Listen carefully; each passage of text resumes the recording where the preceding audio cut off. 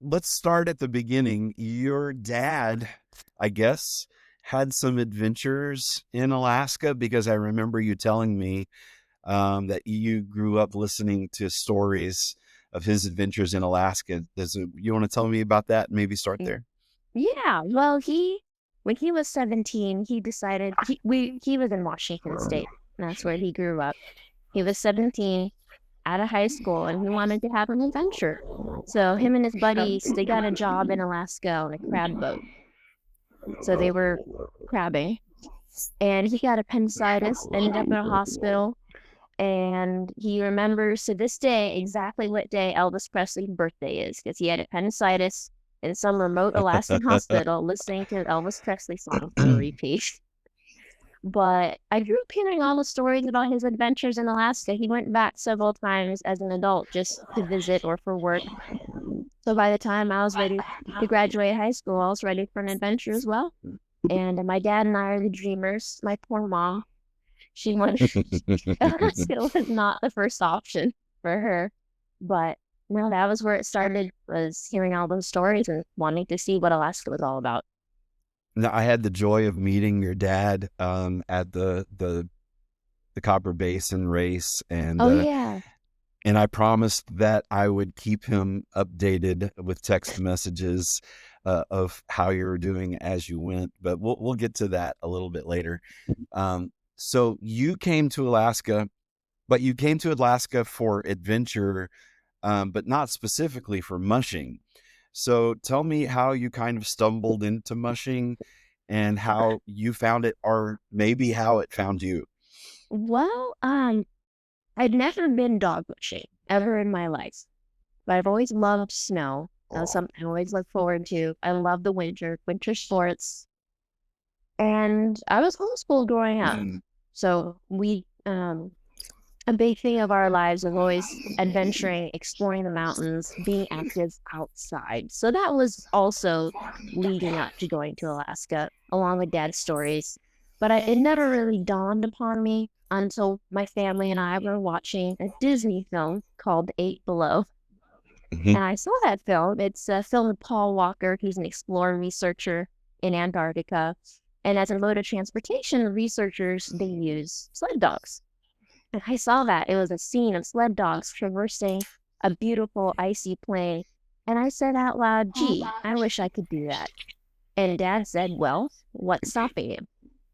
And it was at that moment, I was like, whoa, what's stopping me? I'm out of high school. Nothing.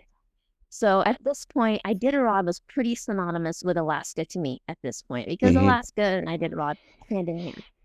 Yes. So I knew the Stevie family was pretty well known in Iditarod, and I'd always been told if you're going to learn something, learn from the best. So I ended Mm-hmm. up writing Mitch Stevie, his kennel, a letter asking for a job, kind of entailing my resume. I'd never had a job at that point, but just living a lifestyle we had, I'd hoped that First would be job. enough. Yeah. And a couple months go by. I sent it in February, mid-February. Couple months go by, no answer. It turns out I sent it a couple weeks before I did Rod. He was running, and it got lost in the fan mail. So I was wondering, okay, Of why aren't course. they responding? Maybe they don't like me.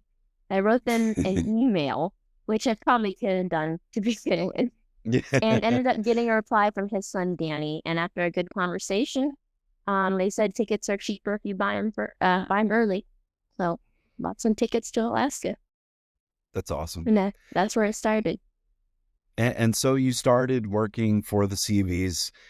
They have really kind of the paragon of tour operations in Alaska. They do it right for sure. And so it's a great place to learn. But before we get into that part, I want to ask you, I want to just slow down a little bit and ask you about something that you've already mentioned a few times, and that is the spirit of adventure. Um, some people like you and I just have this drive for adventure, this hunger for adventure. And then there's a vast majority of people who just don't get it. They don't understand. Um, so what is that spirit of adventure to you, and why is it important to you?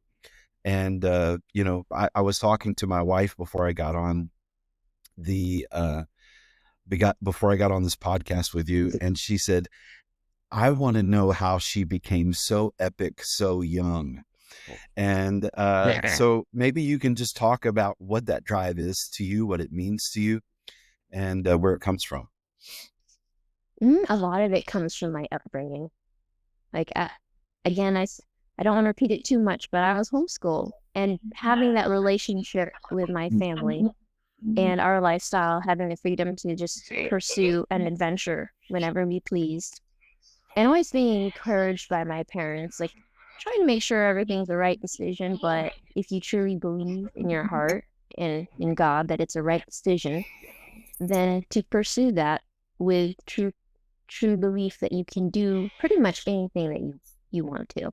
Mm-hmm. And along the way of the journey of being a dog musher and Iditarod, it was not just myself along the way. I had a lot of people, a lot of good people around me that supported me.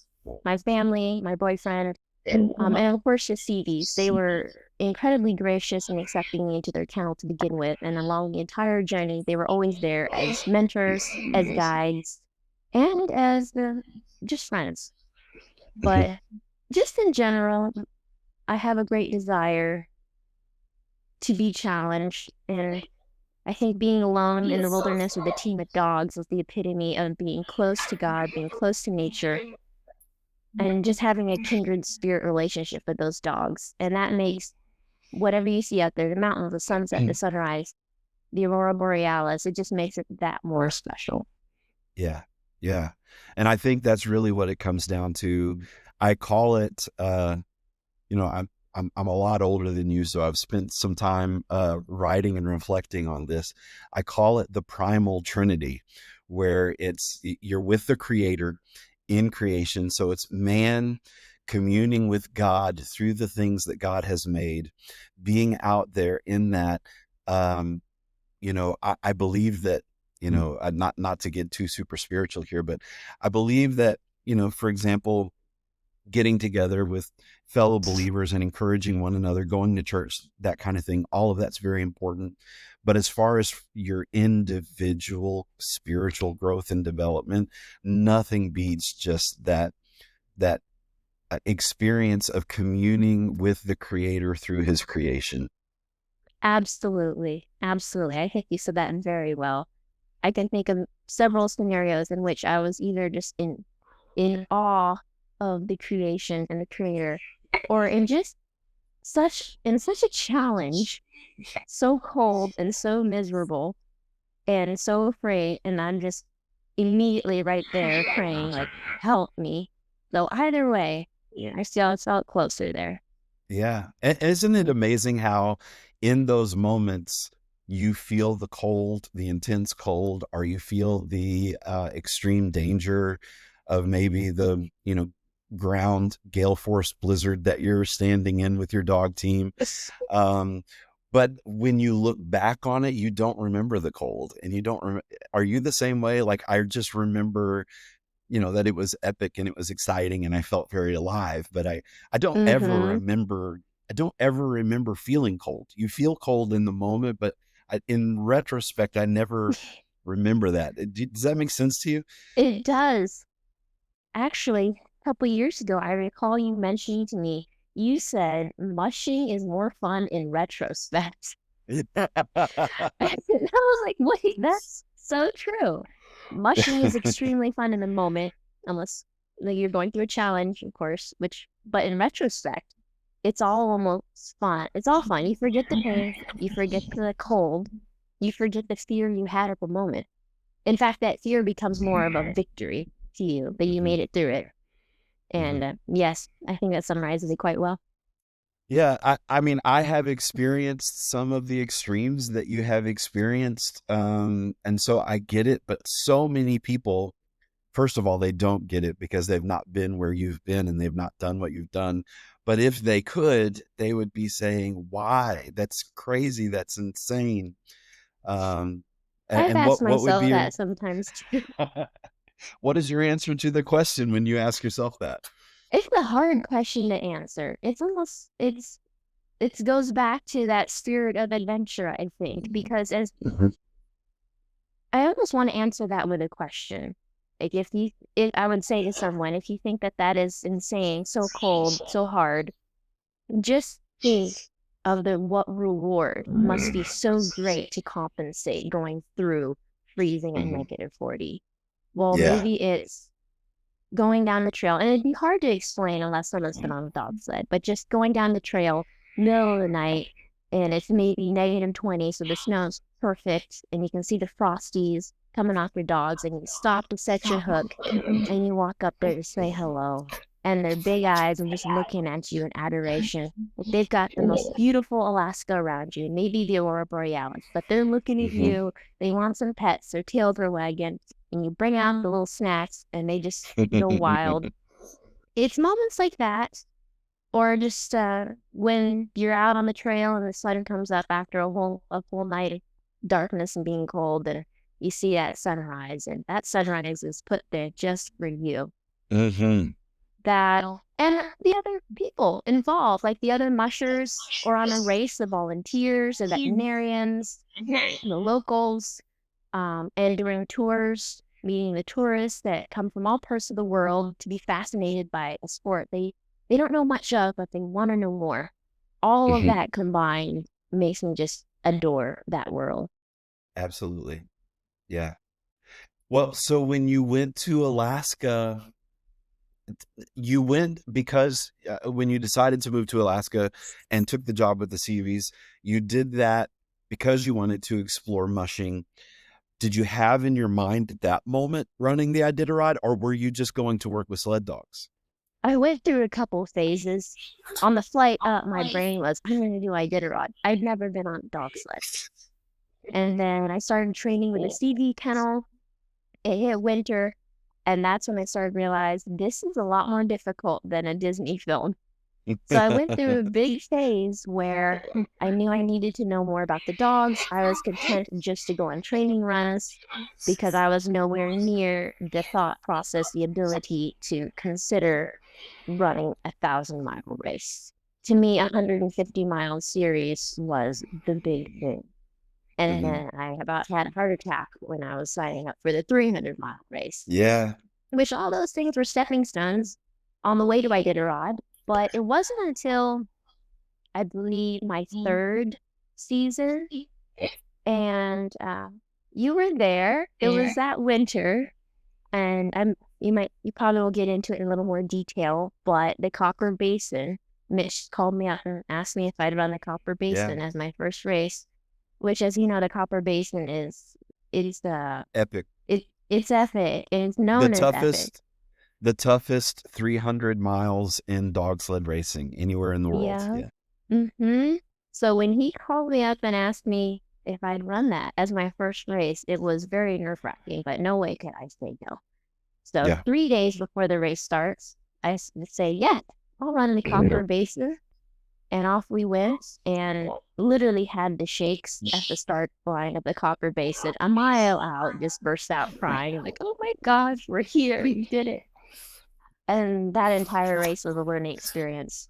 No, that was my second season, excuse me. Hmm. And then But first race. first race, yes. Hmm. And then the next season, the next winter season, I should say, so a year later. Um, oh, let's backtrack a little bit. I'm getting ahead of myself. So Well, after that, you had two 300-mile races that first yes, race season. Yeah. So yeah, I- I'll I'll give you my perspective on that. That's actually how you and I got to meet.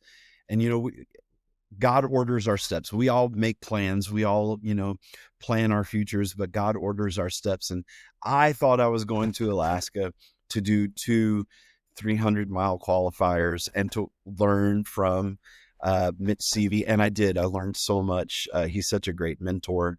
And still, I'm blessed every time he speaks into my life and gives me some of his wisdom and guidance.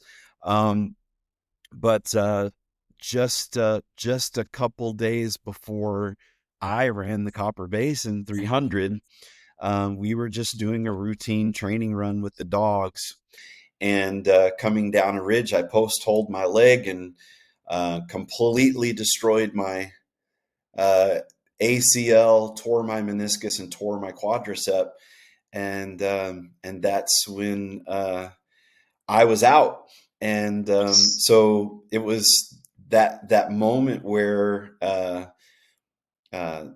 it seemed like God was preparing you for this big adventure that He had for you, and I had already gotten to know you really well because we spent a lot of time in the mushers bunkhouse there at the CVs. It's really hard to fall asleep when Caleb, my son, and you were watching the airplane movies Oh gosh. from the from the early 1980s and laughing your heads off in the other room. Um, but uh, but man, I thought it was so great that you were going to be running that race, and I was hobbling around handling for you on the Copper Basin. But man, that's really, and I already knew you were a tough gal, but boy, you really tackled. I mean, your first race was the most difficult race in all of musherdom, and you handled it just like a pro. Well, it turned out well. I admired how you were still out there because I knew your knee had to be pretty painful. But no, it was a great race and such an honor to be there, such an honor to be asked to run it. So it led up quite well. Yeah, and then we got to race together 2 weeks later in the Yeah, the Willow. Willow, that was a lot of fun. I could not Yeah. believe how warm it was. I was wearing rain pants the entire way with snow pants underneath, but still, that was Mhm, awesome. It was so mhm, fun seeing a headlight in the distance and wondering, who's that? Is that Jonathan? mhm. Calvin had walked away from both of us in Oh his team. yeah. Oh yeah. He was eating up the trail for sure, and Yeah. it was nice. We were on that the CV puppy schedule, and I Mm-hmm. remember I think it might have been Matt Hall or somebody pulled up to us at the first our first break. All three of us were at exactly where Mitch told us to break, Yeah.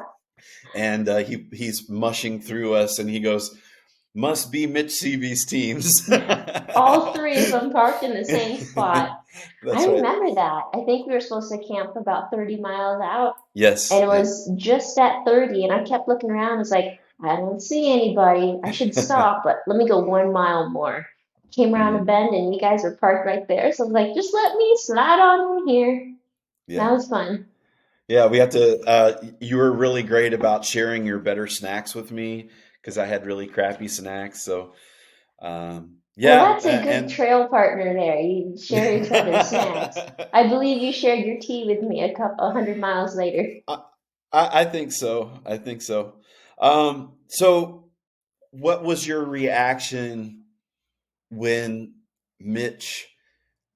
Uh, First of all, what was it like having Mitch as a mentor? Let's start there. Three-time Iditarod champion from this Iditarod dynasty family, three generations of Iditarod mushers. What was it like having him as your coach? It was pretty incredible. Pretty incredible. The first winter I was there as an absolute newbie to the sport, he took that winter off. So I was blessed with being able to have him a bit more present than on other years in which he raced. And just the sheer knowledge that he had impressed me. Not just knowledge that he spoke, but watching him communicate with the dogs without words. Hmm. One thing I've learned during my mushing career is that dogs need they need to know exactly what you mean and not to be confused by Hmm. your lack of knowledge and lack of ability to communicate. And that was one thing that Mitch is extremely good at is being able to communicate to the dog very clearly, precisely, exactly what he wants.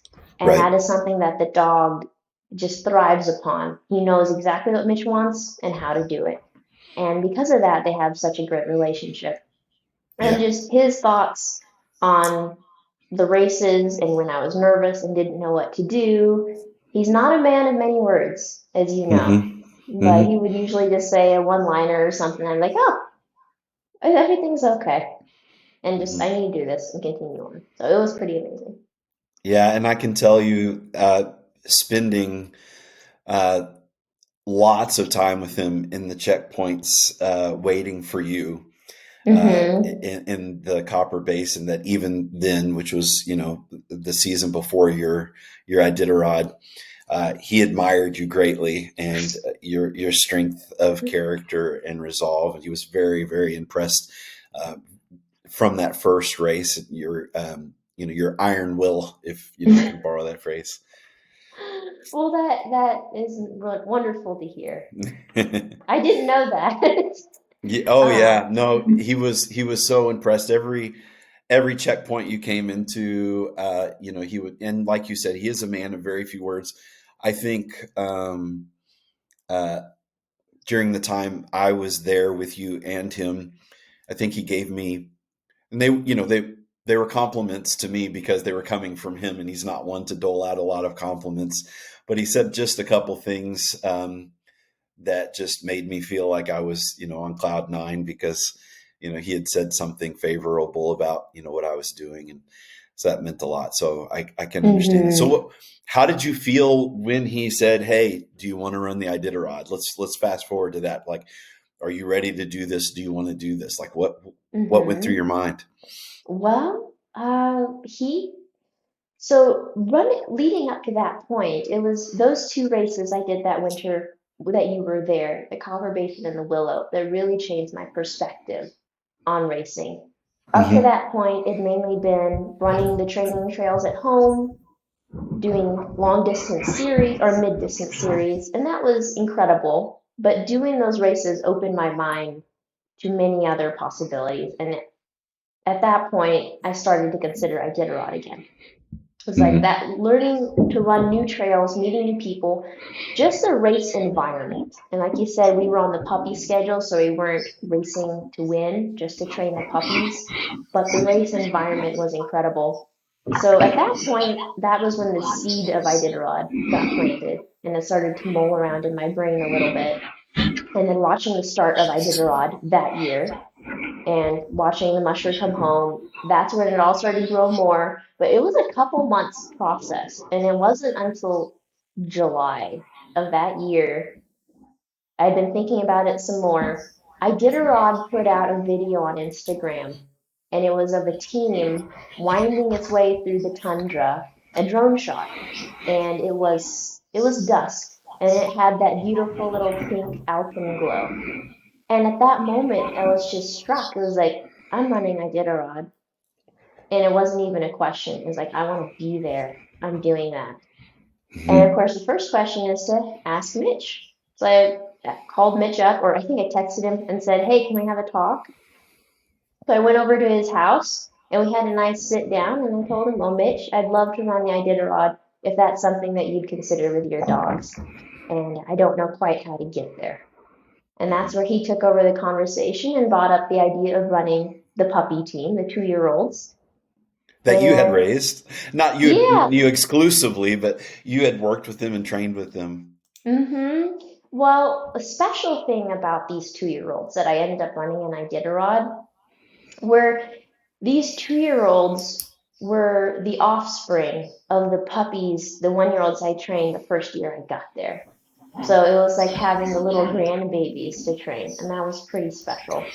But that's where it started. I went there and talked to him, just saying, "Hey, this is what's on my mind." And I wasn't sure what he would say, but he was very amenable to the idea. He liked it and said that let's put together a puppy team, have you train the 2-year-olds. And at that point, I wasn't qualified yet. To run the Iditarod, you need to have 3 qualifiers, Hmm. and I'd only done 2. Two. I Hmm. needed one more, and which that is an undertaking if you're signing up the same year you're getting qualified. But we determined to sign up for a couple of races and get qualified the same year. That's excellent. So I was going to ask you this later, but let's go ahead and do it now since you brought them up. Um, Tell me about some of the dogs on the team, the Ah, ones that stand out to you. I loved when you crossed the finish line because, of course, I stayed up for it, and I was waiting for you to cross and watched it live. and you went down the line just like a proud mother bragging about her children, and you introduced every single one of your dogs, and then you uh, in fact, you were just so bubbly and so upbeat that they said that they needed to offer you a job with the Iditarod Insider because you were doing such a great job.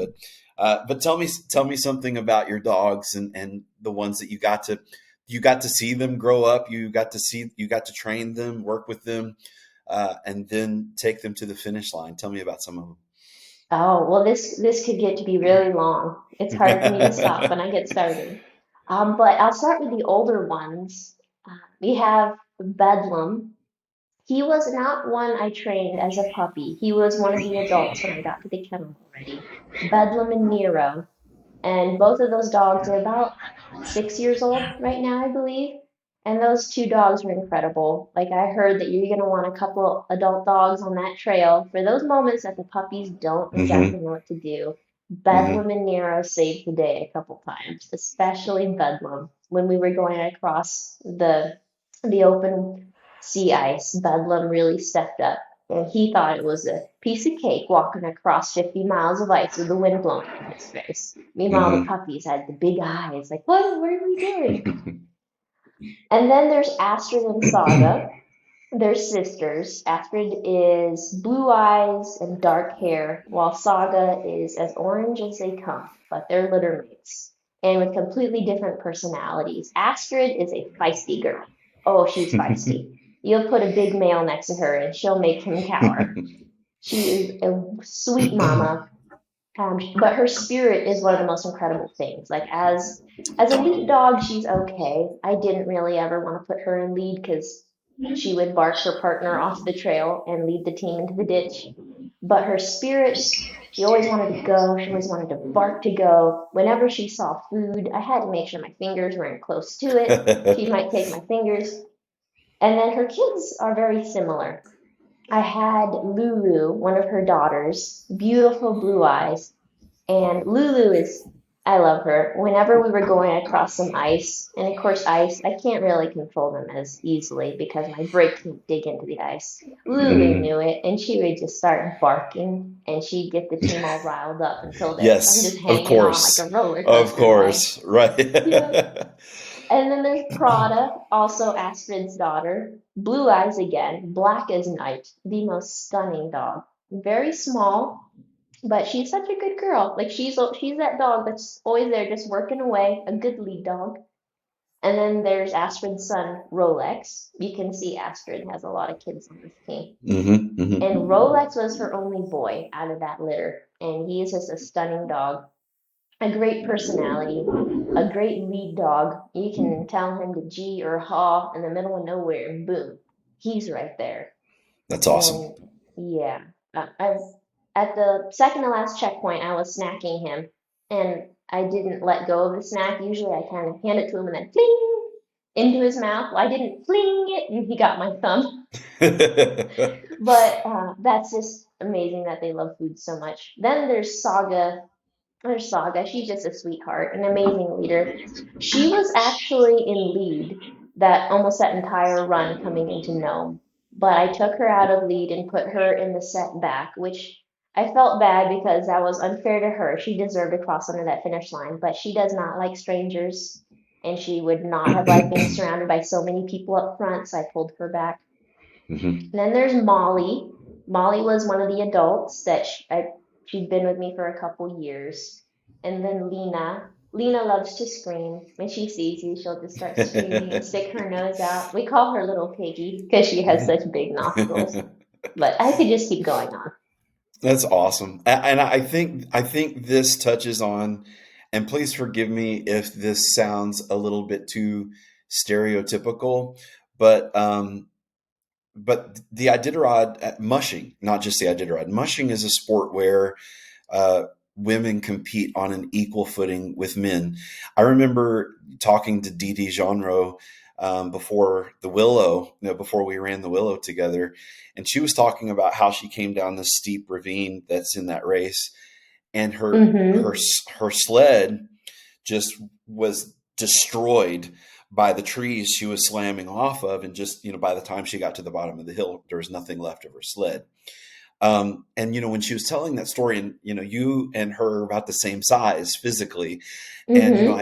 I think about, there are things that a guy that's 6 foot tall and 200 and none of your business pounds, like me, there's things that we can do out there, but there's also a reason why, that women, even though they might not have the physical strength that a man has, can compete on an equal playing field with men in this sport. And I think a lot of it has to do, and you can correct me if you think I'm wrong, I think a lot of it has to do with what you were just doing, just that nurturing, motherly nature that a woman has with her dogs, that men have to um, work a little bit harder at, because this is not just, it is a physical sport, and it does require a lot of mental fortitude and physical fortitude, but it is mostly a dog care sport.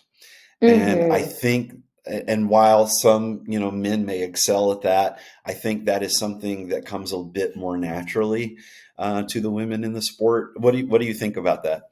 Yeah, I think the Iditarod could be considered, it's like the great equalizer. Like for every strength, there's a weakness, and it balances Yeah, out very well. And I think you're absolutely right about that. Women just by nature might have a more nurturing attitude, but also as an overthinker, you might overthink something too much, where the man just looks at it and says, "This is that, move on to the next problem." yeah, So I think that, like you said, it balances as well as physically. Going up that steep hill, the dogs can pull a smaller woman easier than the bigger man, but going down that hill, that man has more control than the woman does. absolutely. Mm-hmm. Yeah, so I think in all areas, like you said, eventually it comes out to dog care and how well do you know those dogs, and much do those dogs trust you?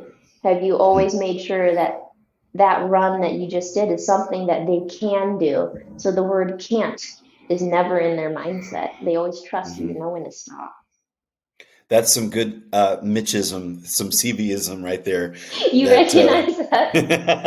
I did, yeah. Because I mean, obviously, in addition to training with him, I've read his book, I think, a couple times, and that's one of his big things is setting them up for success, and never and making them think that you're never going to ask something of them that they cannot do.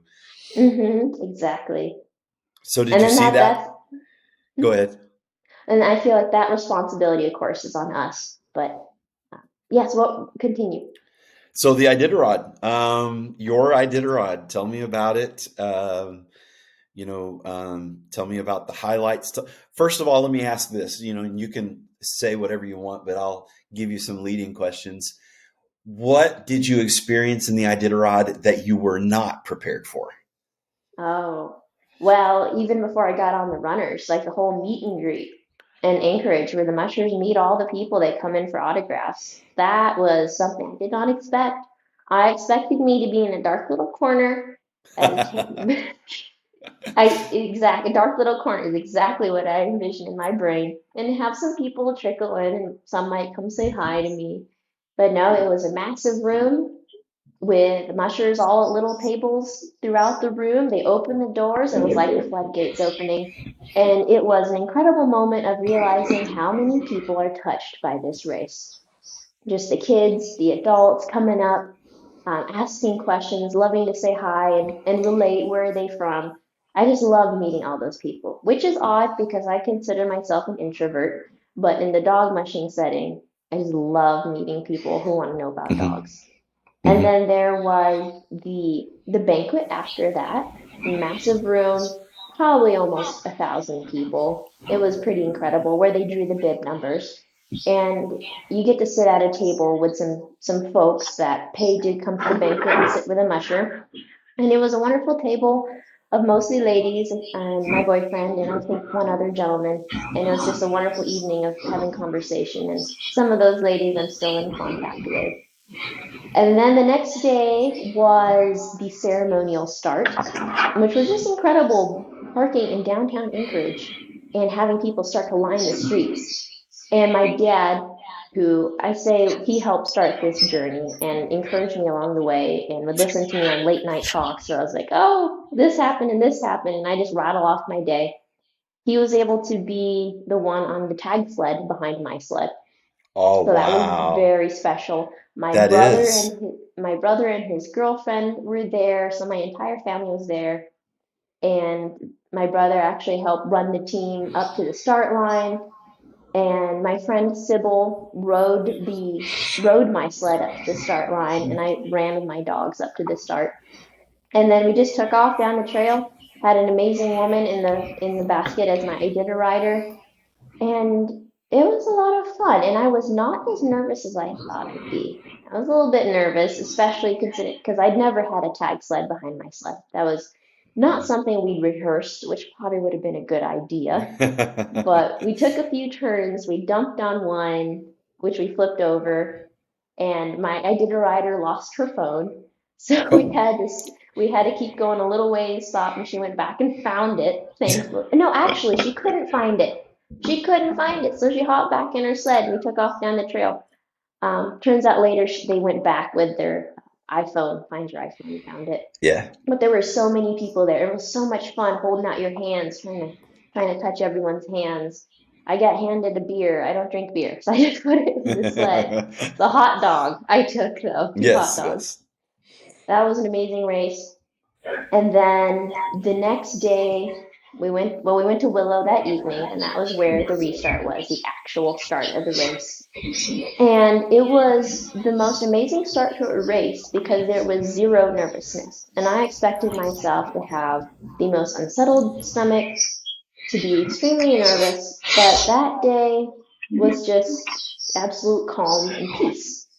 I knew everything was in its correct order, everything was in the sled bag, dogs were good, triple check everything. And it And was you just a, and you had departed from Willow in a race before. yes, the willow. Exactly. So I knew exactly where I was for the first couple of miles. But putting together the team and going up to the race, it was just like hooking up a training run at home.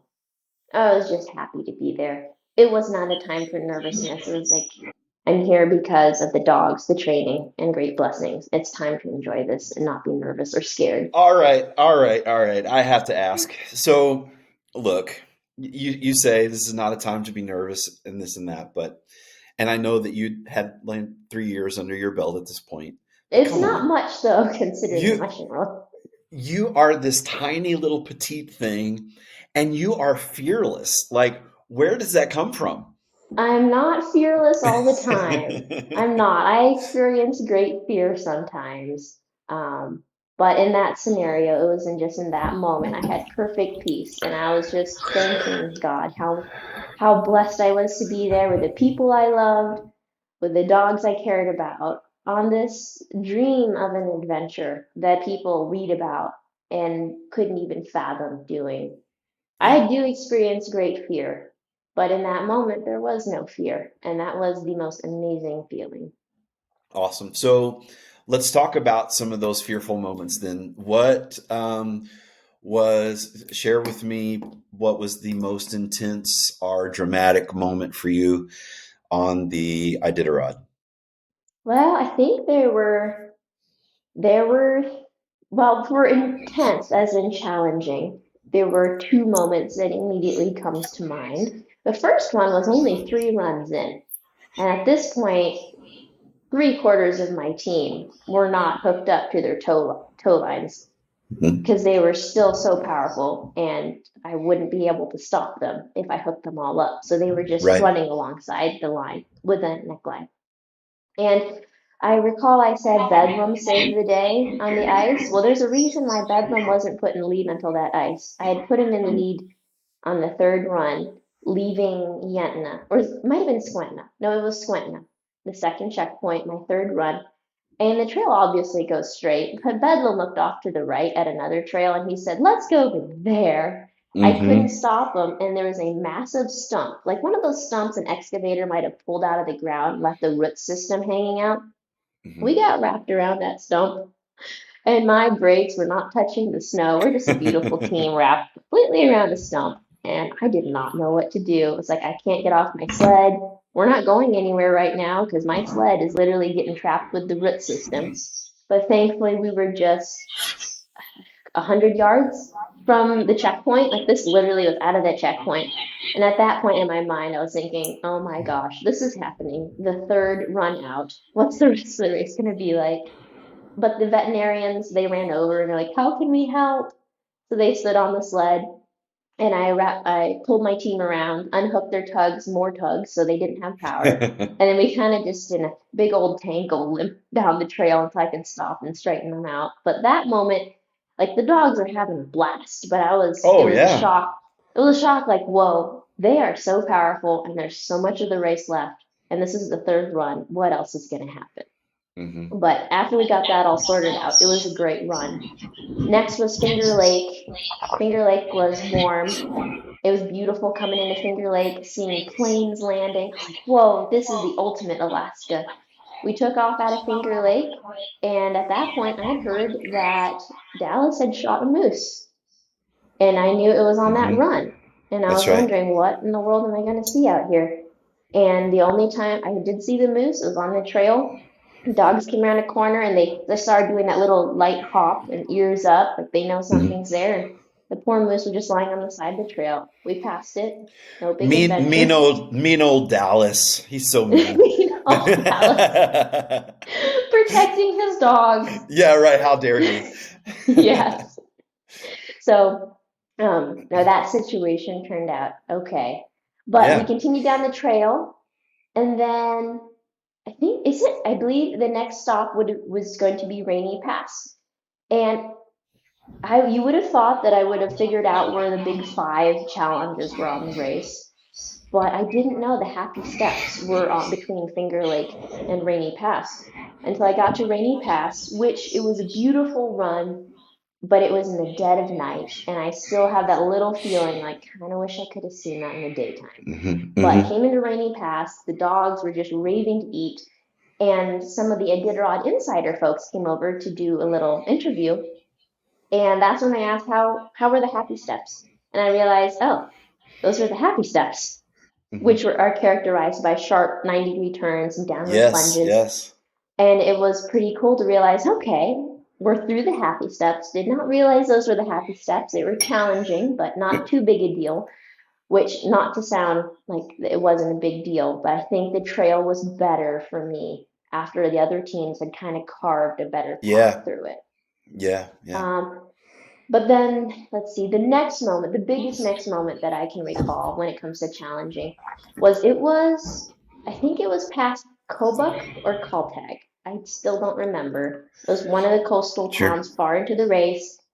I was going through quite a few sharp 90-degree turns through some trees, and it Hmm. was very bumpy. It had a lot of moguls, those Hmm. snowmobile Yeah. bumps. They were quite big at Yeah. that moment, and on 90-degree turns.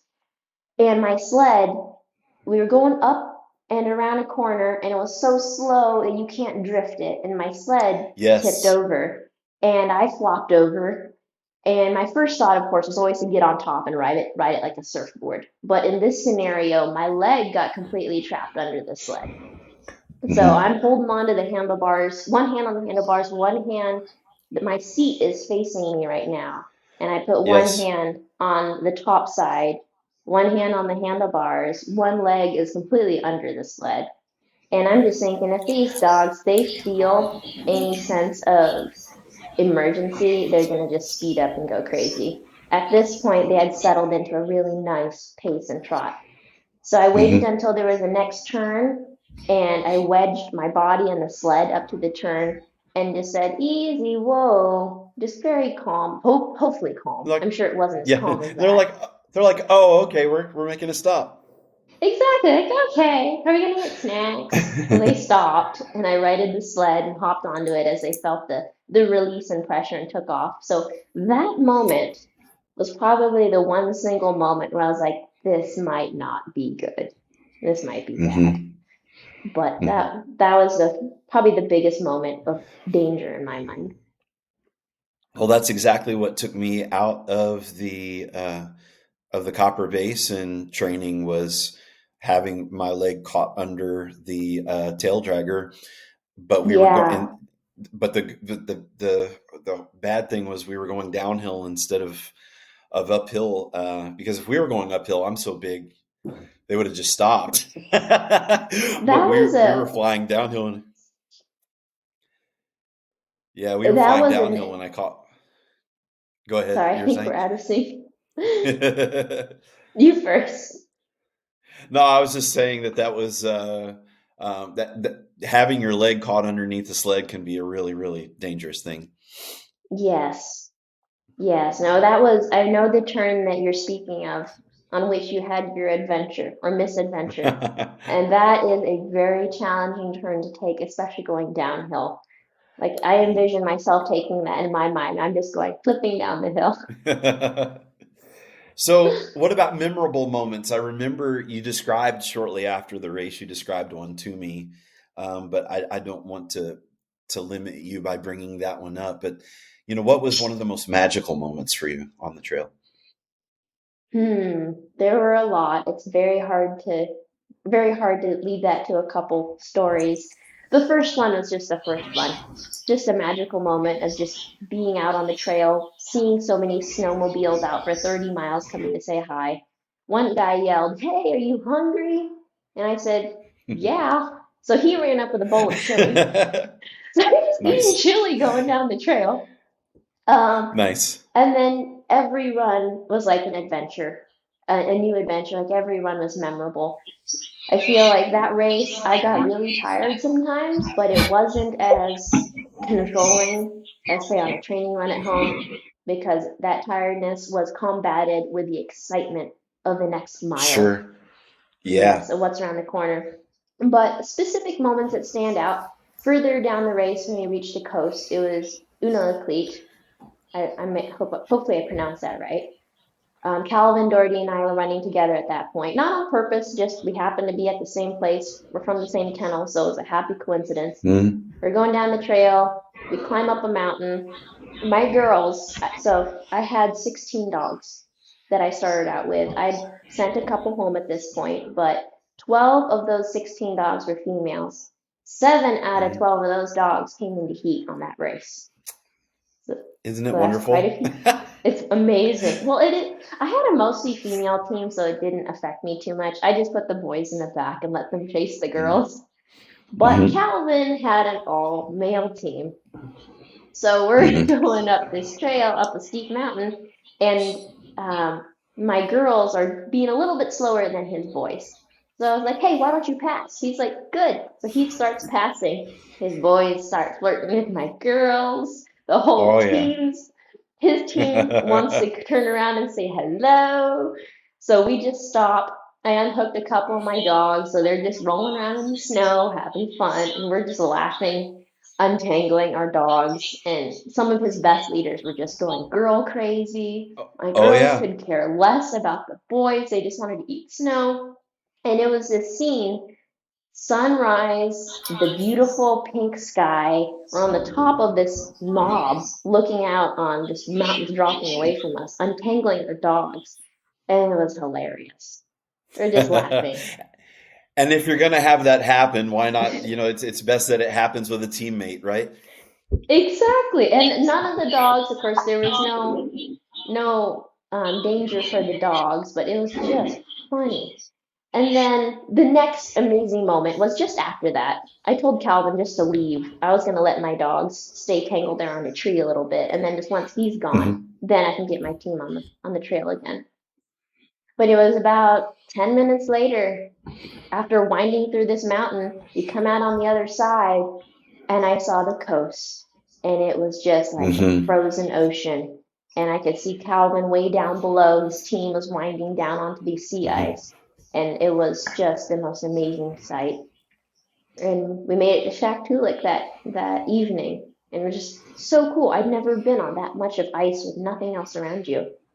And then Yeah. the run from across that 50-mile stretch of sea ice, it's probably one of the coldest runs, the coldest run I've ever had. I had on, thankfully, I borrowed from Calvin one of those white. Yeah. windbreakers. I forget the Yeah. brand, but They they're a they wind. don't make them anymore, but they are like I've gold for heard. mushers. I've heard. I've never used them before, but Calvin had them. He wasn't going to use them, and I asked if I could put them on, and it was like wearing a dress, but I was thankful for that. It was cold Mhm. going across. I ran with Anna Hennessy across because you're supposed to partner up, and at that point, it took the first couple of miles was a little bit harder. I would have thought with the sea ice they would have flown, but the dogs, the young ones, they were uncertain. They'd never been out Mhm. on sea ice with no trees, no snow, no mounds along the way. It's just flatness. And they were Yeah. uncertain. They didn't know what to think of it. So that's when Bedlam got put up in lead. And that good dog, he put his head forward and trotted along. And after a while, the puppies started to realize we're okay. Bedlam's Mhm. okay. So Mhm. we just went across. And I was extremely cold, perhaps the coldest I'd ever been, except for the night I camped at -40 out on the trail. But it was Mhm. cold, but the sunset was just beautiful. It was like I was in the sunset. The hues Yes. that went from purple to blue to orange, a little bit of red and pink. I was in the sunset and I got a picture of it, and my fingers felt like they were about to fall off, but it was so pretty. I had to take a picture of it. And that was one of Mhm. the memorable moments. Another moment further on, leaving a checkpoint. I think it was the next checkpoint. I left that checkpoint at 4 in the morning, and at 8 o'clock, reached the coast again because you leave the coast sometimes. Yes. And just when the sun was coming up, and everything was gold, and it felt like such the richest moment. And then a little bit further, it was the third to last run going into White Mountain. It was still many, many miles out from White Mountain.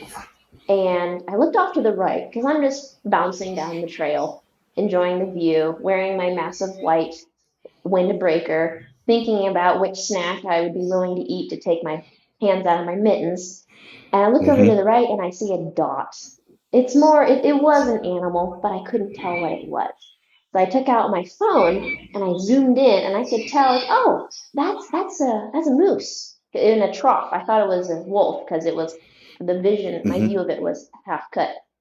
And then I Sure. realized I'm looking at that moose through my phone. There's a fox staring at me. There's a fox just sitting there staring at me. And then he starts to run along the team, and he's still a great distance off, but he ran along for a Yeah. while and then he took off. Yes, so there is a little knob called Cape Nome, and that's a fairly impressive feat to get to the top of that. It's not in stature, but in accomplishment because that's the first sight you get of Nome at the top of that. So I was super excited to get to the top of Cape Nome. I left safety, which is more of just a little stop to snack your dogs. It's the last place that you can leave a dog if they don't feel good. Left safety, 20 miles out. Had a moment of just extreme excitement, happiness, and cried a little bit because it was just overwhelming. And then was back to being, this is great. Was so excited to get up to Cape Nome, came around a corner at the base of that little mountain, and looked at the trail and realized there's a muskox right there, standing in the middle of the trail. I set my Of hooks course. and we just sat there. The dogs are barking, barking, barking. And I never really realized that muskox live in Nome. Just never had that thought process. So we just sat there and stared at the muskox. And he kind of lumbers around, looks at us, starts walking towards us. And he's still a couple hundred yards away. And I pulled my hooks a little bit because sometimes, especially if it's a moose, you can kind of nudge them off the trail if they don't feel threatened. But we started, and then so I pulled the hooks, went up a little bit more, stopped the team. The dog kept barking, and I could tell Mr. Muskox, he owned the trail, and he wasn't about to want to Mhm. share it. Mm-mm. Like, okay, all I want to do is get to the top of this Cape Nome. But the cool thing was there was a lot of snowmobile tracks that wrap around the mountain. So I just asked the dogs to turn right on one of those snowmobile paths. So now we leave the nice set trail and we're just floundering up this mountain. Mr. Muskox is on a perfectly groomed trail just watching Of us. course. It was yes, it was very fun. Got to the top of that mountain and there it was. It was Nome. amazing. And so I sat there, let Saga go, let her wander around because I had to pull her back off of lead. And she just rolled around in the snow, gave the dogs some pets, and told them, look at this. This is what we've been working for. And of course, Hmm. they didn't know what we were talking about, but it was an amazing moment just to sit there with them. Some planes flew over.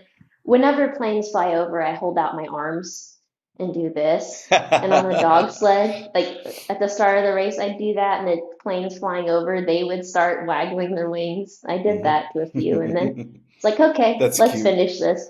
And we took off down the mountain. So, do you feel like that was your personal finish line there at Cape Nome before you came down Front Street? It was two, I had two finish lines. It was that one was my personal, private.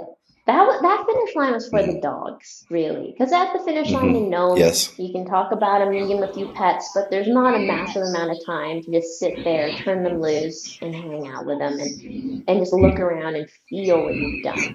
So that was a finish line for the dogs. And then I pulled the hooks and headed towards Nome. It was still about 11 miles. And at that moment, the perfectionism clicked in. How did the dogs look? So I started Hmm. stopping every couple miles to fix toe line, neckline, booties. And every time I stopped to put a new booty on, someone would fling theirs off.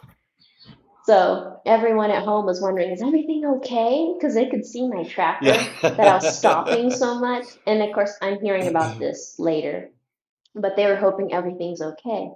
But I'll, everything was I'll pause. perfect. I'll pause you there and tell you I did the exact same thing Did coming you into Nome really? on the expedition. Like my dogs, it was cold.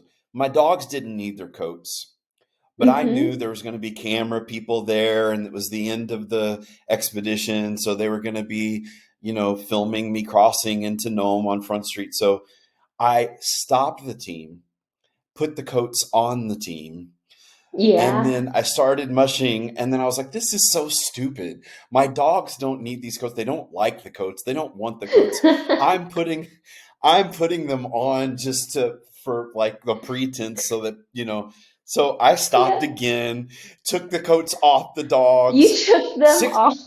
Oh yeah. I was like, no, this is stupid. So I was doing the same thing that you did coming into Nome. I was overthinking everything. Mm-hmm. Yes. Oh, I can't wait to hear more about your expedition. But it was similar in that Oh. aspect of perfectionism. And the cool thing about it was after 1,000 miles, I was wondering, how are the dogs going to feel? Are they going to come into Nome looking very tired, very sad? Well, I'm supposed to keep the puppy team at around 8 to 9 miles an hour, depending on the conditions. I was having a hard time Hmm. holding them at 11 coming into Nome. They Hmm. were gung ho. They Hmm. knew that something was coming. They could smell it. And then a mile out, I passed a trooper, and we were on the coast at this point. Passed a trooper. His car is parked up on the berm. And at that moment, they turned on the fire alarm. And I could hear it just rising out of the city. This woo, it sounded like a ghost. I was like, whoa, we're a mile out. Follow And the that was coast for for a little you. bit. Yeah. The town, it was, and that was just an awesome Yeah. feeling. The town Yeah. now is just built on, it seems like a massive snow berm. I'm sure it's land. The town is built just right on my right. I'm riding along the coast, and then there's a floop up this massive snow berm. So I flooped up the snow berm with the dog team, and wham, my sled runners hit pavement. So now we're on pavement. I'm in a parking lot. I have zero clue where to go. There's cars right here. There's a road over there. I think I'm supposed to go over there. So I was just quiet, let the dogs smell the trail. So we like zipped between a building and some cars and we swung out. It was like a drift, just like a Tokyo drift out onto Main Street. And there was a trooper with his lights flashing, people on the side ringing cowbells. And the only thing I could think of was, where's the finish line? Where's my boyfriend? I haven't seen him in 10 days. Mhm.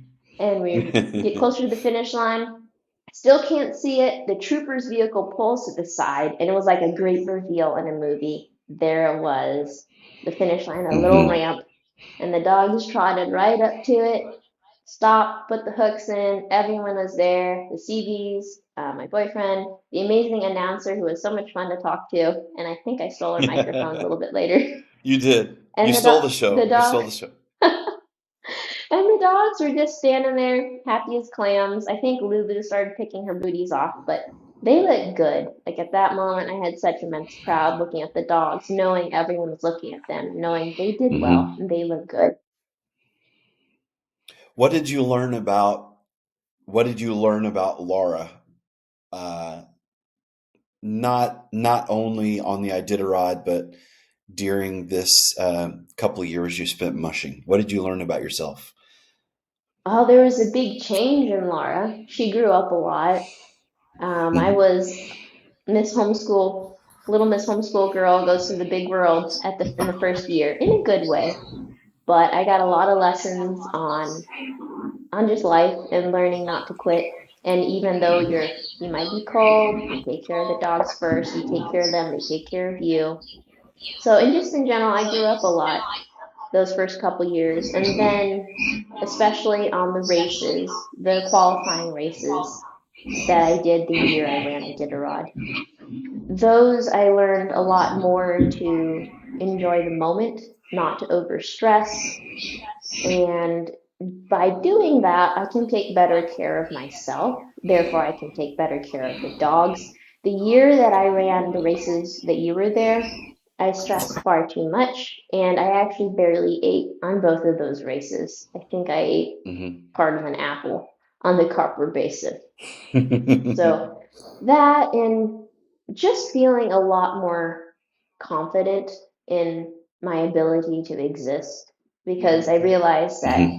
it's okay to be afraid of some things. It's okay for there to be challenges. It's okay for it to not be safe, but to be able to measure the safety, to measure the challenges, and to be able to be stronger and cope better instead of backing off and not wanting to do any of it because it's a challenge.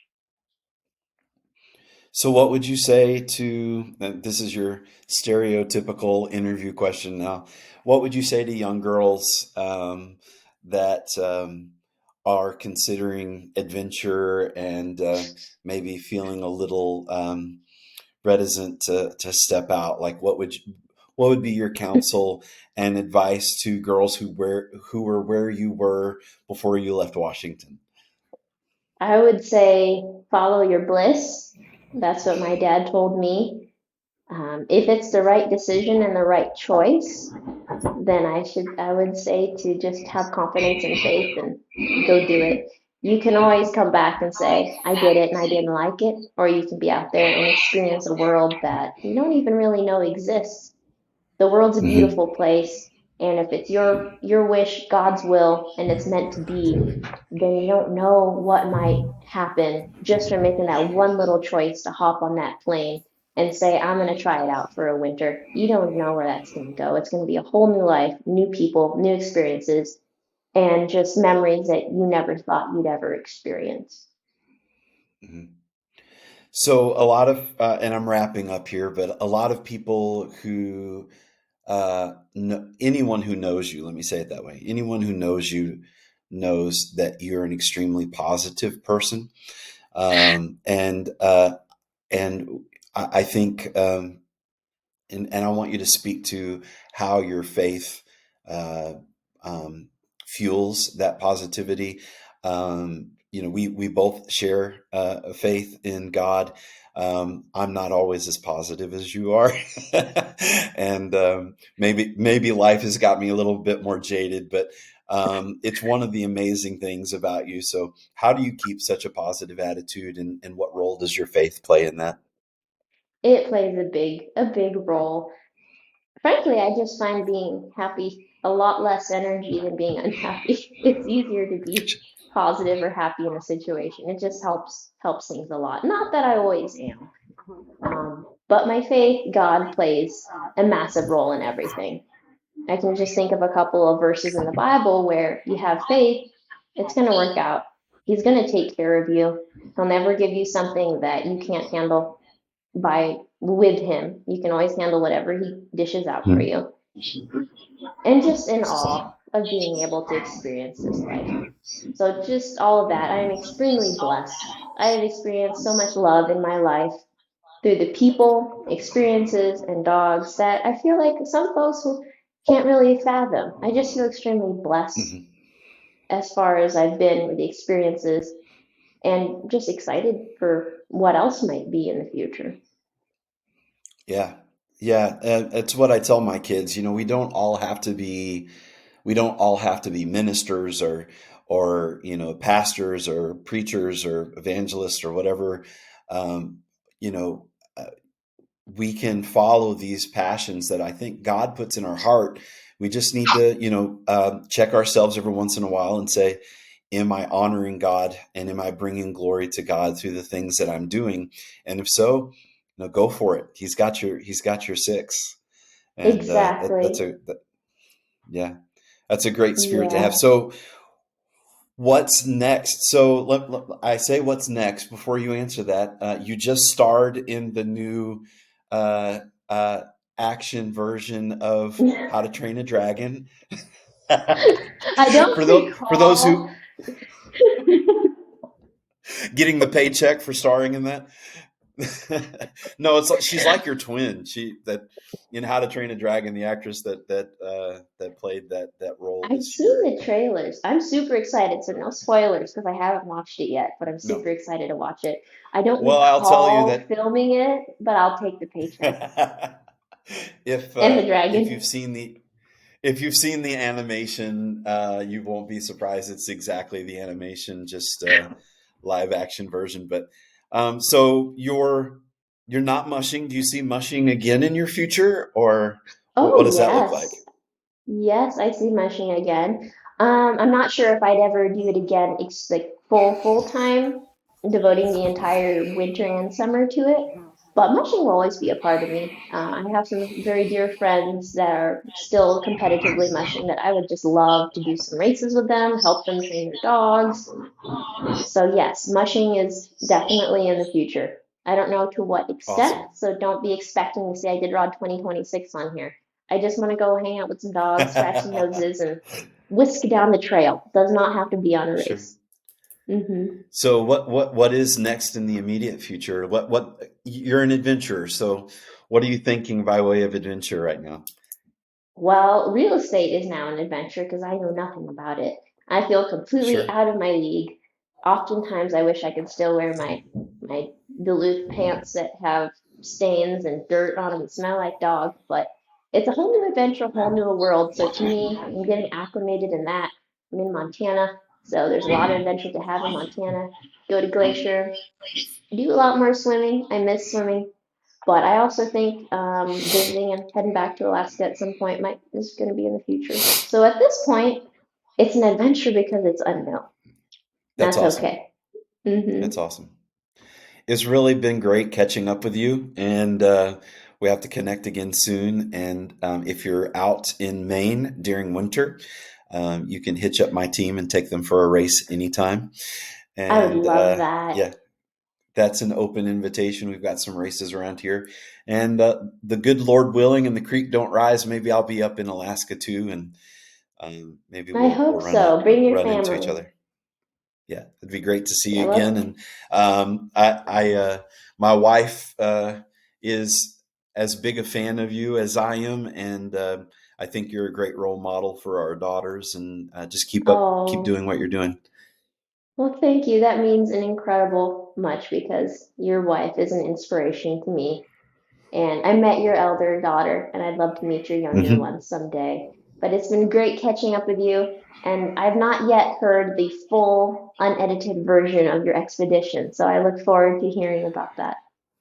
All right, we'll get around to that sometime soon. I'm 20 chapters, and I actually just left White Mountain in writing the book. I'm 20 chapters into writing the book about Really? it. And so I just left White Mountain, and and the filmmaker talk about Providence, talk about the hand of Providence. The Canadian filmmaker that followed along on the expedition to make the documentary, um, he has a big van that he keeps all of his camera equipment and everything in. He was robbed and they took all of his cameras, his drones, they stole it Mm. all. And so that's been a really hard setback for him. But the good news is the one thing they did not take from his van was the hard drives of the expedition. And so he's going Oh to my be gosh. working on that film. So So yeah, it's they pretty have the crazy. footage still. But he has all the footage. Yeah. And he's still working on Your that. heart Hit, must have dropped when you first heard that. Yes, yeah. So I didn't want to ask him about the footage because he's a friend, and I wanted, I didn't want to be thinking about me. So I was just like, I'm Mm-hmm. so sorry. What can I do to help? And I embarrassed him a little bit because we started a GoFundMe for him to help, get some of the funds back to, cover, his losses. And but we're just talking about all of that, and then about a day later, he informed me that the hard drive with the expedition footage was the one thing that was left in the van. So that should be Oh my coming out. So goodness. yeah. That's awesome. Well, I'm looking forward to seeing that. Yeah, that way you won't have to just sit and listen to me ramble for an hour. You can I'll just do watch it. both. There you go. Well, I'm excited. Do you know when he might have that ready or have it out? Well, originally he had planned to have it by the end of the year, and I'm also, because it's the 100-year anniversary, so I'm also scrambling really hard to try and get my book done by the end of the year.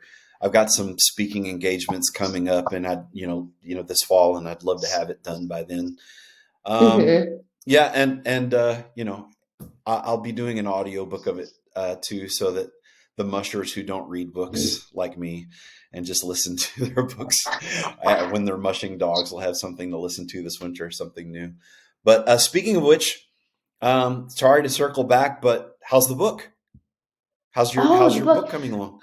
Oh, thank you. I'm editing it again. I like the plot line, but there's a lot of, as a writer, you would understand that there's a lot of subplots that aren't either there or not lining up correctly because I wrote that without really a mind of where I was going. So just doing another full edit with it actually an outline and subplots running through. So it's still a ways out then, but hopefully in a couple years you'll see it.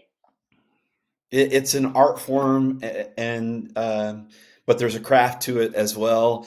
And I've not done a novel. I have had a historical novel brewing for 30 years in here Really. and in sketches, written out. But I've never felt like I was mature enough, ready as a writer because of the things that you just said. Didn't feel like I Mm, was ready to write it. I finally feel like I'm mature enough as a writer after having written all of these other things, to actually dive into that at some point soon. mm-hmm. So I'm eager to follow you on your journey as you write this, and can't wait to see your book come out. Thank you. I realize as the years have gone by, my writing style changes a lot. So at some point, one just needs to do it at one fell Yes. swoop so that the writing style doesn't change throughout the book because we all change no matter what age you Hmm. are, your perspective, your voice in your head, what you want to perceive on paper. So that'd be nice to get done Yeah. soon. Yeah. Well, it was great talking to you. God bless you, and I pray that your business ventures prosper, and that you become, a rich real estate tycoon, so that you can sponsor my next Iditarod. There we go. That's what we're gonna plan. So we can have Yes, all the that's a plan. dogs that we want.